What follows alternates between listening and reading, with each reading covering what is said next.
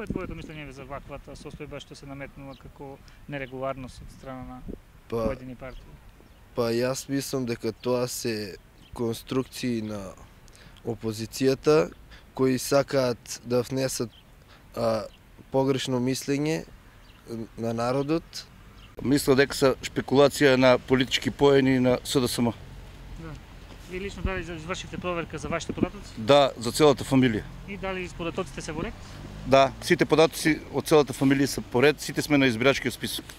Не сум слушнал, мислам дека се е регуларно.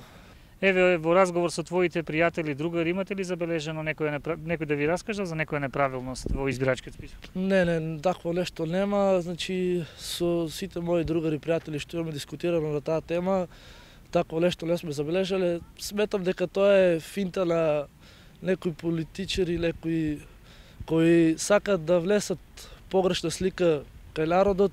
Гледам, од сите партии има контроли, од невладини, од се и како ги прават. Тие може прават, ја не викам дека не прават малверзати, не знам.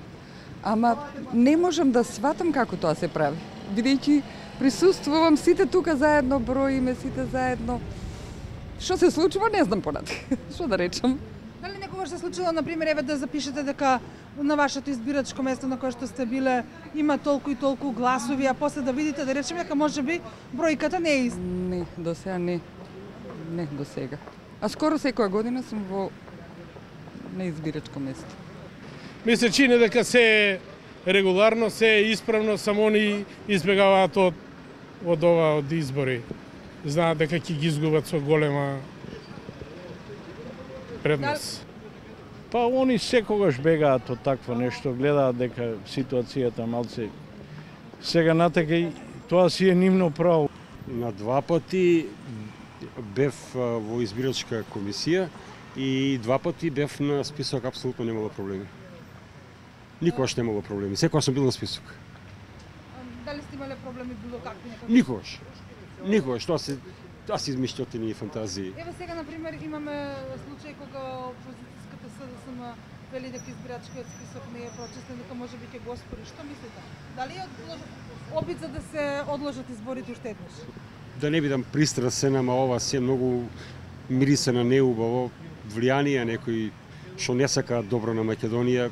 Иначе, ја мислам дека многу е фер, многу е добро и функционира. Не знам. Прави го да се бори да добие, ама нема да добие. Не може да добие. Нема шанс. Шанса нема.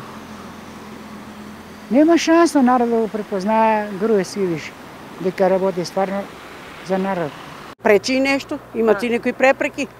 Мислам дека малку е критично со нив. Онај шо викаше, ќе јадам живи човеци. Заев, точно ли беше? Точно. И 300 глупости там трескаше. Па го неќеме, наравно. Зашо да го сакаме? Јас не верувам дека тие се сложат и за 5 јуни. Нешто друго ќе измислат, пошто знаат што ги чека. Да, нека се позамислат, нека малку се рехабилитира, да ги засака народот, па можеби негош и тие ќе победат.